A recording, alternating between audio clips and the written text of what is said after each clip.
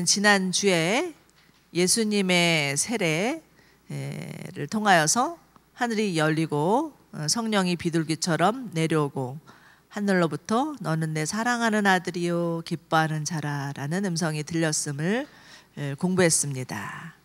이는 예수님이 공생애를 시작하기 전에 일어난 놀라운 하나님의 사건, 하늘의 사건이었죠.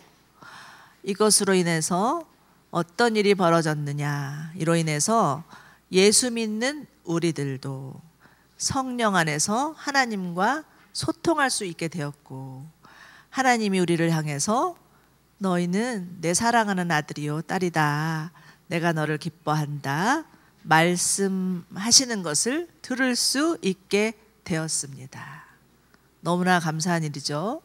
여러분 지금 이 자리에 있는 모든 분들 가운데도 하나님께서 여러분의 귀에다 대고 너는 내 사랑하는 아들이요 딸이다, 내가 너를 기뻐한다 라고 말씀하시는 것을 들으시기 바랍니다. 이 주님의 사랑의 음성이 있어야 우리가 그 주님의 사랑의 음성 때문에 치유되고 회복되고 성장하고 성숙해 되는 것이라는 거죠.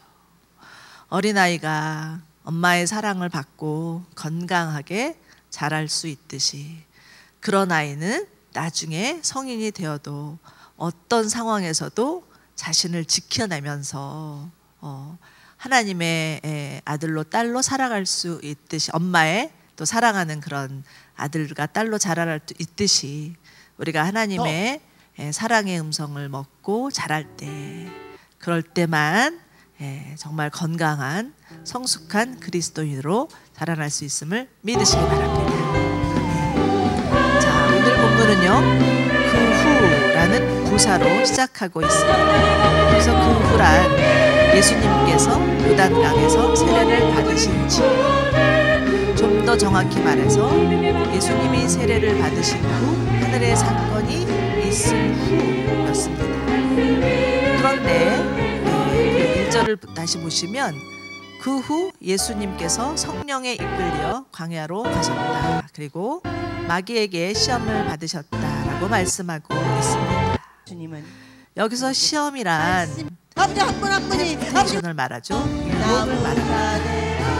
우리는 이 구절을 읽으면서 하나님의 시험, 축복합니다. 예수님도 마귀에게 유혹을 우리만 나무가 되면 라는 의문이 들 수 있습니다. 그런데 오늘 본문에서는 분명히 예수님도 마귀에게 시험을 받으셨다라고 말씀하고 있습니다. 그렇습니다, 여러분. 예수님도 우리와 똑같은 인간으로 오셨기 때문에 마귀에게 시험을 당할 수 있습니다. 그렇지만 반드시 알아둬야 될 사실이 하나 있는데, 예수님의 시험은 어쩔 수 없는 상황에서 맥없이 마귀에게 당하신 게 아니라는 거예요. 여기서 보면 성령, 그 성령의 동그라미를 치시기 바랍니다. 성령의 주도 아래 시험을 받으셨다라는 것이죠. 그러니까 예수님의 시험에는 의도된 하나님의 목적이 있다, 뜻이 있다라는 것입니다. 자, 그렇다면 광야에서의 예수님의 시험은 무슨 의미일까? 이것을 오늘 좀 살펴보기로 하겠습니다. 자, 우선 우리는 1절에 나오는 마귀라고 나오죠. 마귀가 어떠한 존재인지를 좀 보기를 원합니다. 그것이 알고 싶다. 네 정체를 밝혀라. 그러나 우리가 함부로 마귀의 정체가 무엇인지 모르고요, 우리는 성경을 통해서 성경에서 알려주시는 것만큼 마귀의 정체를 파악할 수 있습니다.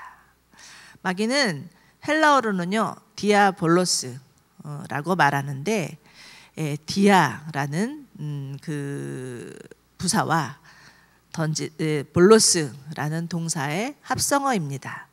디아는 사이에라는 뜻이고요, 또 볼로스는 던지다라는 뜻이기 때문에 이거를 종합하면 사이로 던지는 자예요. 하나님과 사람 사이, 하나님과 사람 사이에 들어와서 이간질하면서 온갖 거짓과 비방과 술수를 던지는 자라는 뜻이 마귀입니다. 히브리어로는 사단 이라고 하죠. 그 뜻은 공격하다, 대적하다의 뜻을 가지고 있습니다. 요한계시록을 보면 큰 용, 옛 뱀이라고 말하면서 온 천하를 꿰는 자다 이렇게 말하죠. 그리고 신약성경에서는 악한 자, 미혹하는 자, 시험하는 자, 이 세상 임금, 세상 공중권세 잡은 자, 바알세불, 벨리알 이런 여러 가지 이름으로 마귀를 표현하고 있는데 다 동일한 존재라는 것을 기억해 주시기 바랍니다. 자, 그렇다면 이 마귀는 언제부터 존재한 것일까?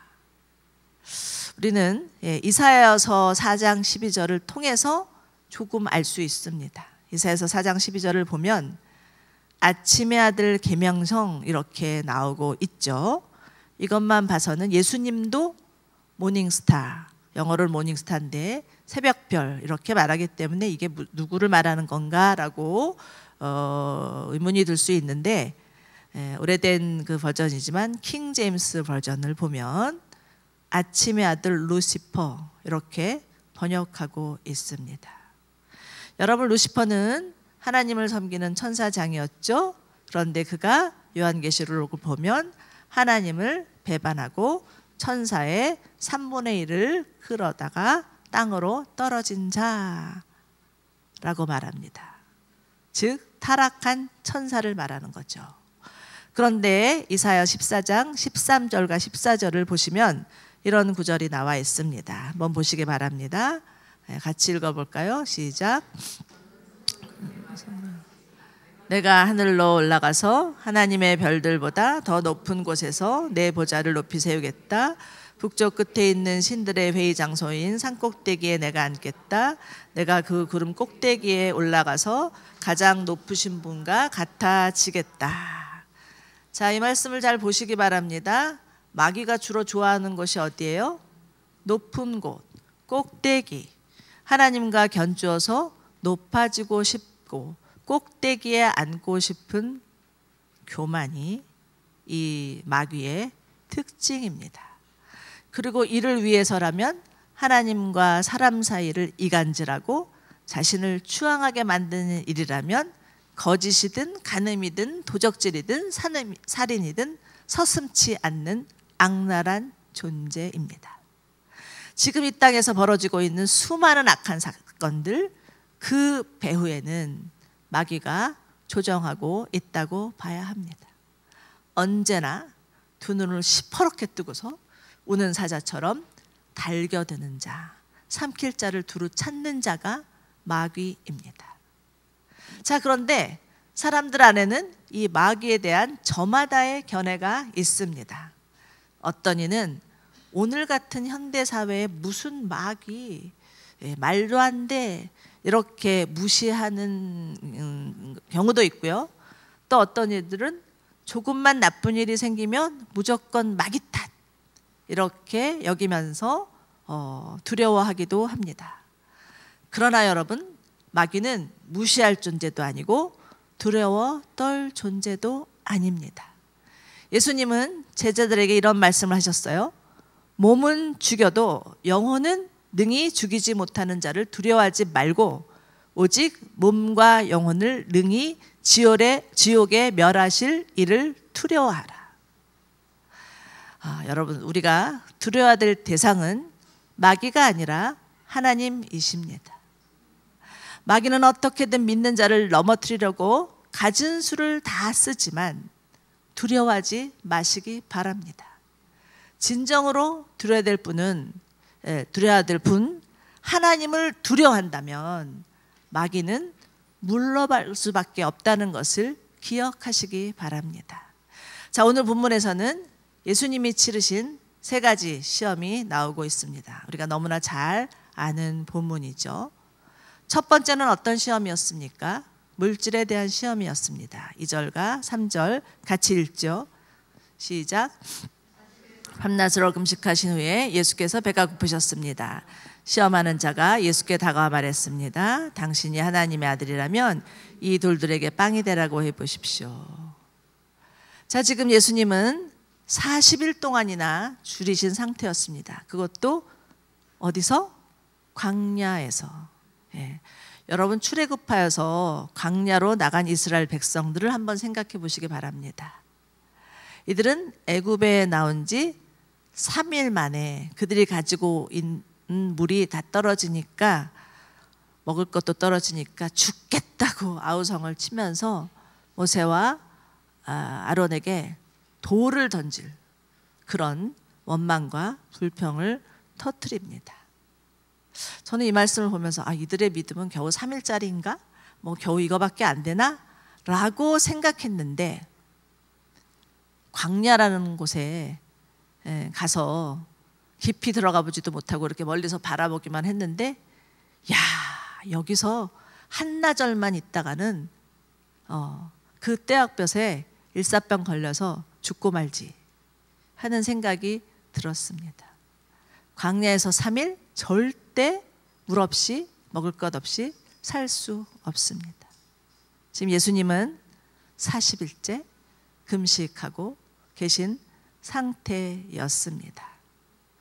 아마 뭐 돌이든 풀이든 다 먹을 것으로 보이지 않았을까 싶습니다.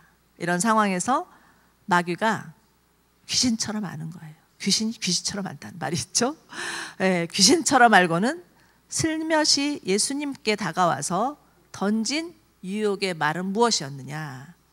당신이 하나님의 아들이라면 이 돌들에게 빵이 되게 하라고 그렇게 유혹합니다. 자, 여기서 한 가지 의문이 생깁니다. 그런데 마귀는 예수님이 하나님의 아들이라는 걸 어떻게 알았을까? 네, 어떻게 알았을까요? 분명히 그는 예수님이 세례를 받으시는 현장에 있었을 것이고요. 그날 일어난 하늘의 사건도 보았습니다. 그리고 예수님이 하나님의 아들이셨구나라고 확인을 했다라는 것이죠. 그리고 그러다 보니 마음이 다급해져서 기회를 노리다가 40일 금식이 끝나자마자 바로 치고 들어온 것입니다. 여러분, 마귀는요 아무나 건드리지 않습니다. 하나님의 자녀가 타겟이지 세상에 믿지 않는 자들, 그들이 어떻게 살든 무엇을 하든 거기에 관심 없습니다. 그런데 믿는 자들, 특별히 정말 예수님을 사랑하고 예수님께 헌신하고 내가 예수님을 위해서 내 한 몸 죽도록 충성하겠다라고 한 사람, 그런 사람들 눈여겨보다가 그 사람이 약점이 무엇인지, 언제 파고들어야 될지 정확히 알고 그 기회가 포착되는 순간 가차없이 치고 들어오는 사악한 자가 마귀입니다. 창세기 4장을 보면 가인이 자신의 제사는 받지 아니하고 동생 아벨의 제사를 받으신 하나님께 화가 나서 분이 나서 씩씩거리고 있을 때 하나님께서 그에게 다가와서 경고하시죠. 하나님 뭐라고 하시냐면, 네가 옳지 않다면 죄가 문 앞에 도사리고 있을 것이다. 죄가 너를 지배하려 하니 너는 죄를 다스려야 된다라고 미리 경고해 주십니다. 가인의 약점, 동생을 시기하고 질투하는 그 마음, 그리고 하나님을 향하여서 화가 난 그 마음을 사단이 정말 이렇게 도사리고 가인의 발 앞에, 문 앞에 있다가 확 들어온 것입니다. 결국 가인은 자신의 죄를 다스리지 못하고 동생을 쳐 죽이게 되죠. 여러분, 만약에 여러분이 먹을 게 없고 오갈 데가 없고 가진 것이 없는데 마귀가 와서 내가 너에게 집도 주고 차도 사주고 평생 먹고 살 걱정 없이 해줄게 라고 한다면 어떻게 하시겠습니까? 요즘 청년들 서울에다 아파트를 마련하기 위해서는 영끌을 한다고 하죠. 영끌이란 단어 많이 들어보셨죠?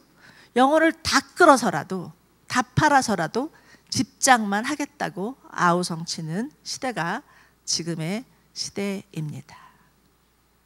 여러분, 마귀는요 절대로 사악한 모습을 로서 아주 음흉하게 은큼하게 우리에게 다가오지 않습니다.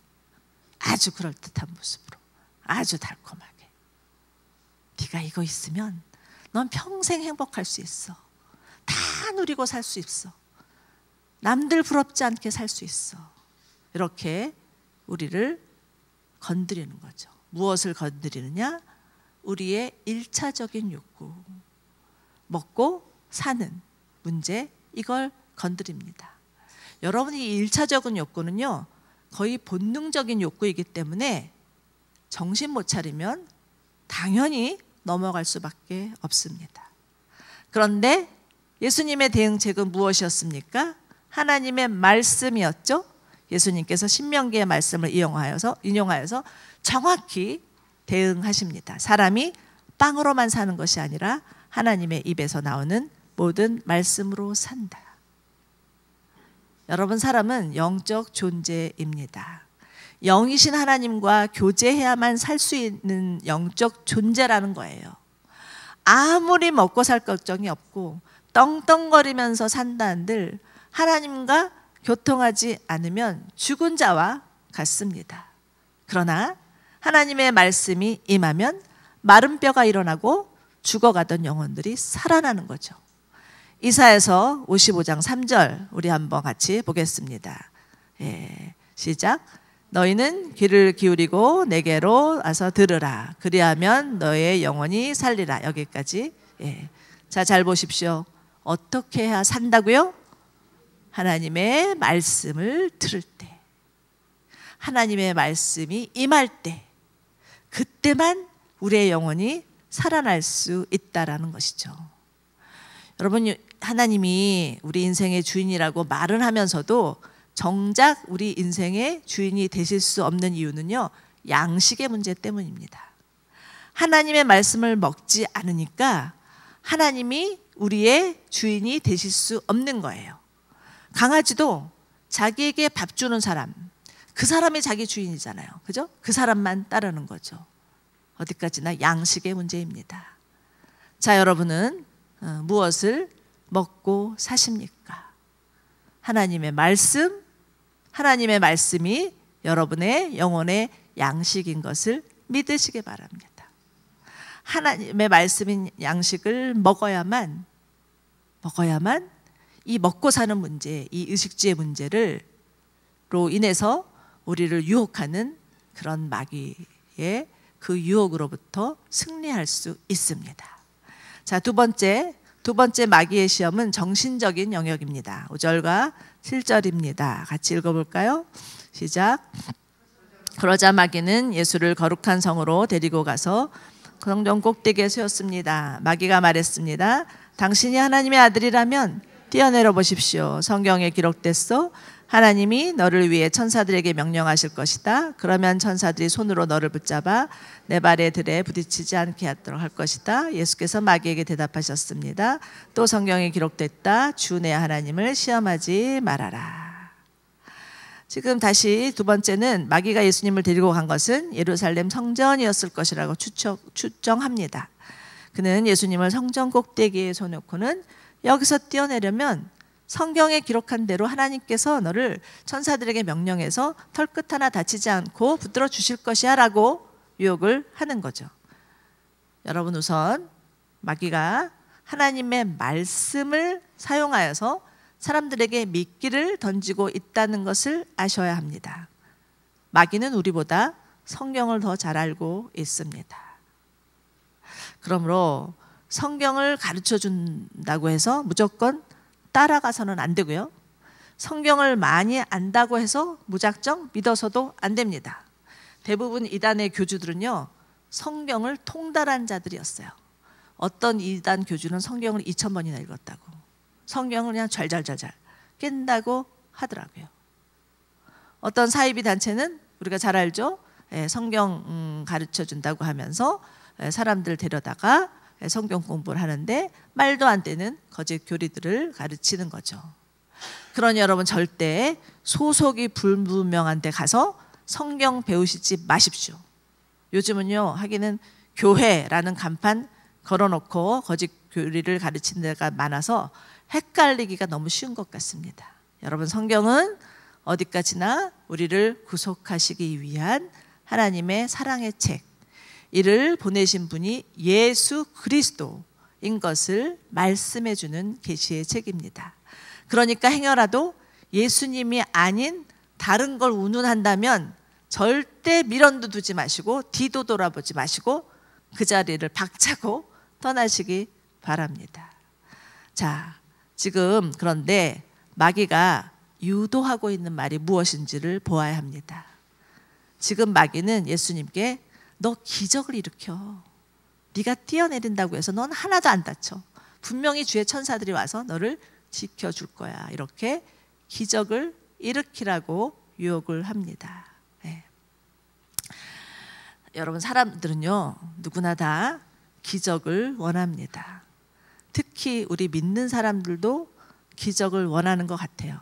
내가 하나님께 기도하면 하나님께서 내 병든 우리 가족들 한순간에 고쳐주시겠지. 네. 내가 하나님을 열심히 믿으면 우리 아이들 인류대학, 좋은 직장 갈 수 있겠지. 내가 열심히 하나님을 섬기면 예언의 은사, 환상의 은사가 하늘로부터 마구 쏟아지겠지. 그 이면에는 뭐가 있어요? 인정받고 싶고, 네. 네. 자신의 어떤 명성을 얻고 싶은 그런 마음이 숨어 있는 거죠. 그래서 하나님을 이용하고 싶은 마음이 인간의 타락한 본성 가운데 있다라는 것입니다. 그러니까 만약 실컷 하나님의 일을 해놓고 사람들이 알아주지 않아서 섭섭하고 분이 난다면 행여 내가 하나님보다 나의 인정과 명성을 더 원하는 것은 아니었나? 내가 행여 하나님을 이용하고 있는 것은 아니었나를 살펴보셔야 합니다. 복음서의 제자들을 보십시오. 그들은요, 예수님이 나 이제 곧 십자가 지게 될 거야. 나를 위해서 기도해달라. 이렇게 하는데 자리다툼하고 있었어요. 누가 크냐. 심지어는 야고보와 요한의 어머니 세베대는 예수님께 와서 예수님, 주의 나라에서는 우리 아들 하나는 오른편에 하나는 왼편에 꼭 앉혀주세요. 이렇게 부탁을 하죠. 야고보와 요한은 예수님의 사촌이었죠. 아무리 사촌이라도 그렇지 이거는 어디까지는 친인척 비리 사건이에요. 예. 정말 치맛바람의 원조라고 할 수 있습니다. 자, 그런데 이때도 예수님은 말씀을 인용하여서 대응하시죠. 주 너의 하나님을 시험하지 마라. 여기서 시험은 테스트입니다. 함부로 하나님 이용하지 말아라는 거죠. 우리가 바라는 기적을 위해서 하나님 테스트하지 말아라. 이렇게 말씀하고 있습니다. 여러분, 하나님은 우리의 유익을 위해서 함부로 맘대로 우리가 휘두를 수 있는 분이 아니십니다. 우리가 하나님을 위해서 있는 것이지 하나님이 우리를 위해서 존재하시는 분이 아니에요. 한순간의 기적으로 높아지고 싶은 마음 너무나 위험합니다. 하나님이 원하시는 건 뭐예요? 하나님 분명히 초자연적인 역사, 기적의 역사를 일으키십니다. 거기엔 이유가 있어요. 하나님의 특별한 이유가 있어요. 하나님의 하나님 되심을 나타내시기 위하여서 그렇게 기적을 일하시지만 하나님이 일상을 사는 우리 그리스도인들에게 원하시는 것은 날마다 하나님과 동행하는 것, 일상의 영성입니다. 그런데 사단은 이것을 비틀어서 하나님을 이용해서 기적을 일어날 수 있어. 그렇게 유혹하고 있다라는 사실을 분명히 인식하시기 바랍니다.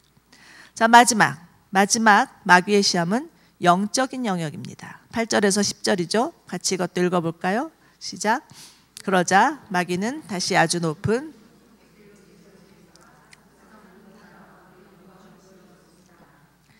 마귀가 말했습니다. 당신이 만일 내게 엎드려 경배하면 이 모든 것을 당신에게 주겠소. 예수께서 마귀에게 말했습니다. 사단아, 내게서 물러가라. 성경에 기록됐다. 주 내 하나님께 경배하고 오직 그분만을 섬기라. 자, 이번에 마귀가 데리고 간 것은 산 꼭대기였습니다. 만천하가 다 내려다 보이는 높은 산이었죠. 거기서 마귀는 유혹합니다. 내가 엎드려 경배하면 이 모든 것을 다 주겠다. 여러분, 마귀의 최종 목표는요, 안 되는 줄 알면서도 하나님의 자리를 노리는 것입니다. 한마디로 하나님의 권위에 도전하는 것이죠. 너무나 어이없게도 예수님을 무너뜨리면 가능할 수 있다는 생각을 한 것 같습니다. 아담과 하와에게 찾아와서 사단이 선악과를 따먹으라 한 것도 이 아담과 하와를 무너뜨리면 자기가 하나님의 자리에 앉을 수 있다라는 그런 말도 안 되는 착각을 했던 것 같습니다. 자신이 줄 수 없는 것이에요. 하나님이 세상의 주관자이시지 사단이 세상의 주관자가 아닌데, 자신이 줄 수 없는 걸 가지고서 마치 자신이 줄 수 있는 것처럼 속이는 거예요. 그래서 이 마귀의 별명은 속이는 자입니다. 인류 최초의 범죄는요, 결국 이 하나님의 권위에 도전하는 거죠. 이 마귀에게 속아서 선악과를 먹은 것은 무엇이냐? 하나님은 창조주이시고 인간은 피조물인 것을 대한 거역, 불순종이었습니다.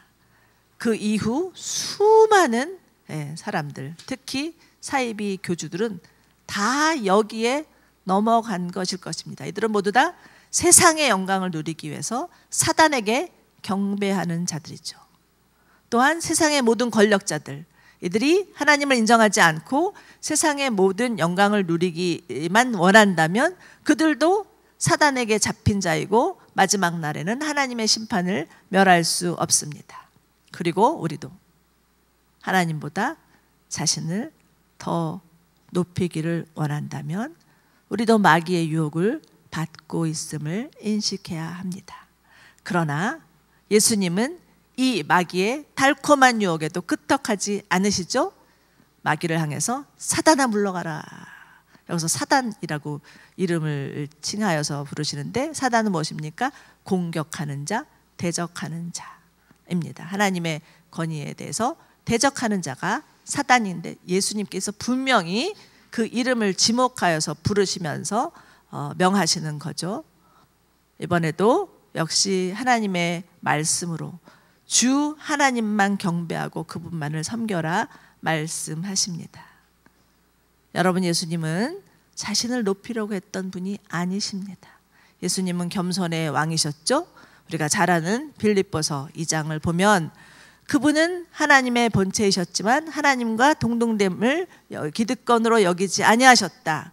오히려 자신을 비워서 종의 형체를 가지고 사람의 모양이 되었을 뿐만 아니라 자신을 낮춰서 죽기까지 순종하였다. 십자가에 그래서 달려 죽으신 것이다 라는 말씀으로 예수님이 어떠한 마음과 어떠한 삶을 사셨는지에 대해서 분명히 말씀해 주고 있습니다. 요즘 그 유튜브에서는 에딘버러에서 일어난 부흥으로 인해서 시끌시끌하죠.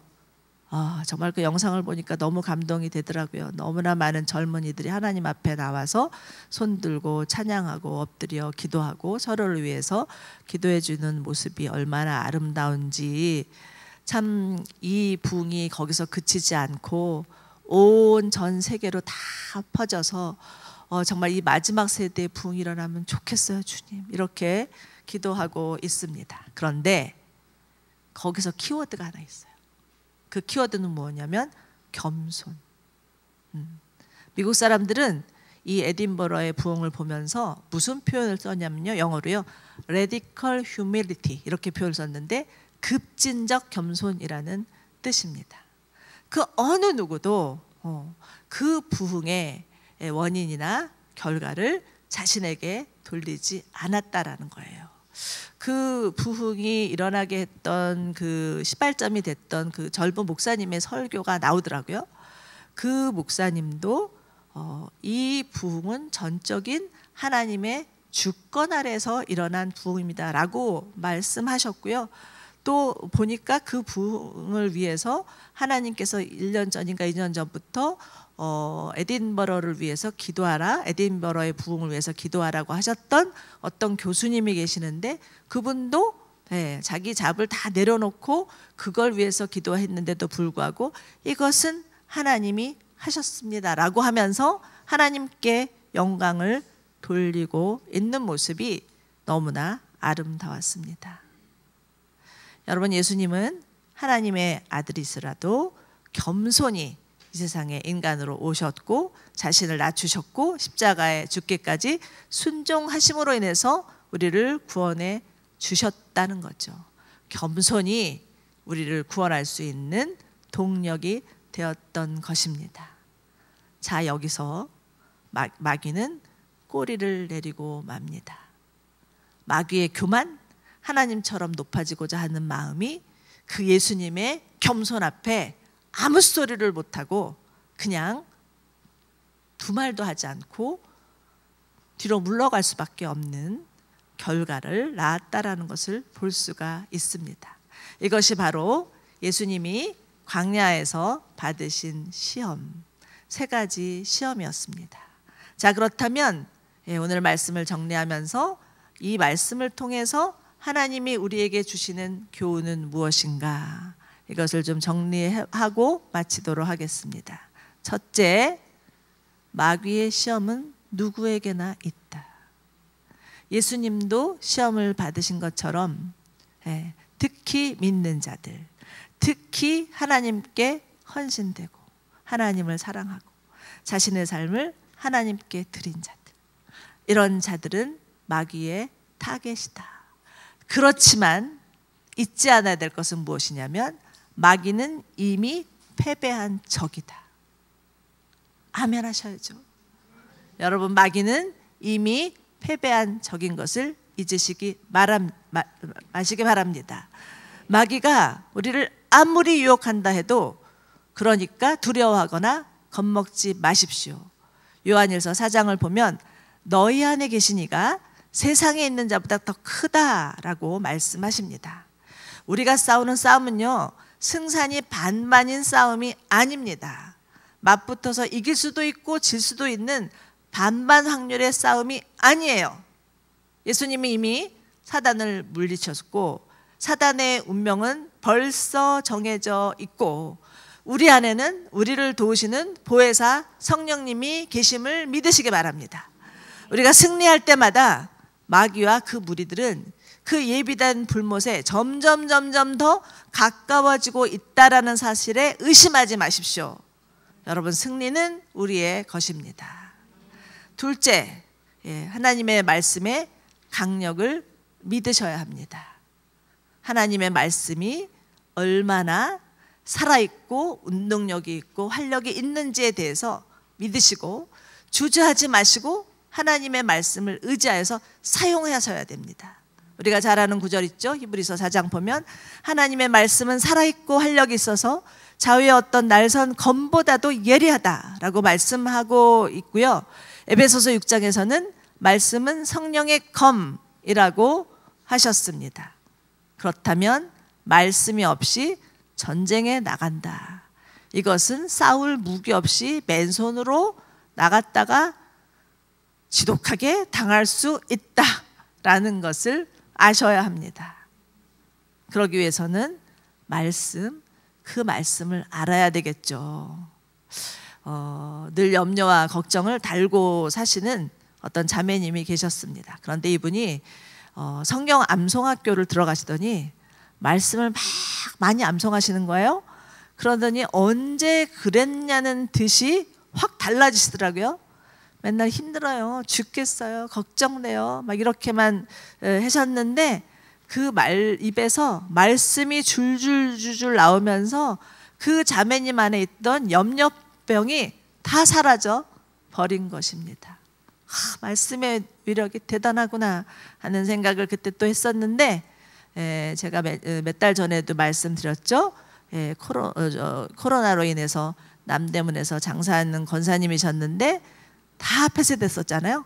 그래서 다 폐쇄되고 장사를 못하고, 나 이러면 이제 앞으로 어떻게 먹고 사나라고 걱정이 너무 앞섰었는데, 안 되겠다, 그냥 말씀이라도 읽고 말씀 암송해야지 하면서 그때부터 말씀을 암송하기 시작했는데, 이분이 무슨 말을 하시냐면 말씀을 암송하느라고 걱정할 새가 없어지더라는 거예요. 그러다 보니 어느새 하나님께서 먹고 살게 하셨더라. 이게 그 권사님의 고백이셨습니다. 여러분, 말씀만이 보약이고 말씀만이 무기입니다. 우리들의 마음과 생각, 말씀이 지배할 수 있도록 말씀 읽고 묵상하고 암송하는 저희가 되기를 원합니다. 그래서 마귀가 덤벼들면 어떻게 해요? 하나님의 말씀의 칼날을 휘두르는 거예요. 그리고 사단이 주는 그 참소하는 말을 발로 밟는 것입니다. 이것이 하나님이 우리에게 요구하시는 것임을 잊어버리지 마시기 바랍니다. 자, 셋째, 예수님은 우리의 방패시요 구원자이심을 신뢰하셔야 됩니다. 예수님이 어쩌다 마귀의 시험에 패스하신 게 아니에요. 자신의 그 놀라운 신적인 능력으로 우리를 대신해서 시험에 통과하셨고, 그 동일한 신적 능력을 우리에게 주셨다라는 거예요. 이걸 절대 잊어버리지 마십시오. 우리가 유혹에 빠질 때마다 몇 번이고 우리를 건지시고 마침내 그 유혹의 덫으로부터 자유케 해주실 주님이심을 신뢰하시기 바랍니다. 주님은 결코 우리를 버려두지 아니하시고 우리의 방패가 되어주셔서 우리를 꽉 붙잡아 주신다는 거죠. 예수님이 우리의 연약함을 나누어 가지셨잖아요. 그죠? 우리의 그 연약함과 그런 부족함을 대신 짊어지셨잖아요. 그렇다면 우리도 예수님의 승리를 나누어서 누릴 수 있는 자인 것을 믿으셔야 해요. 아멘. 네. 자, 마지막으로 네 번째는요, 죄에 굴복하지 마시고 하나님께 순종하는 것을 선택하셔야 돼요.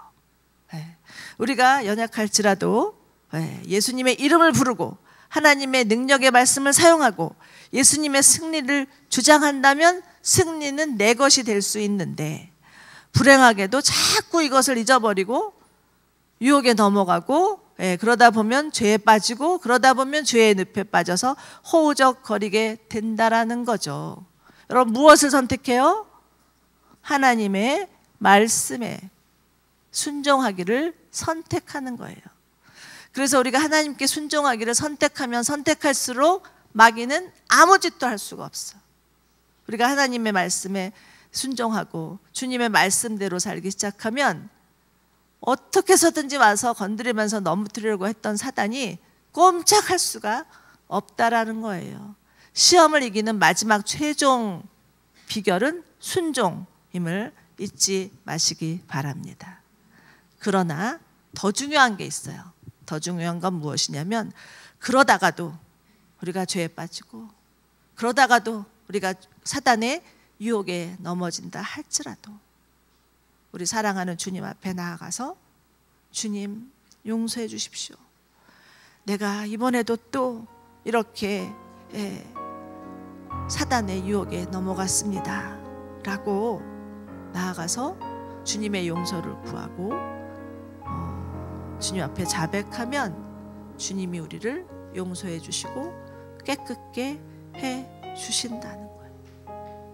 이것이 바로 예수님께서 십자가에서 행하신 일이죠. 예수님의 십자가의 능력이 우리 가운데 임하면 어떤 사단의 유혹도 물리칠 수 있지만, 서로 우리가 연약해서 죄의 유혹에 빠진다 할지라도 우리가 하나님 앞에 돌아가면 하나님은 우리를 건지시고 사해 주시고 우리로 하여금 다시 하나님의 자녀됨으로 살 수 있는 은혜를 주실 것을 믿으시는 저와 여러분들 되시기를 바랍니다.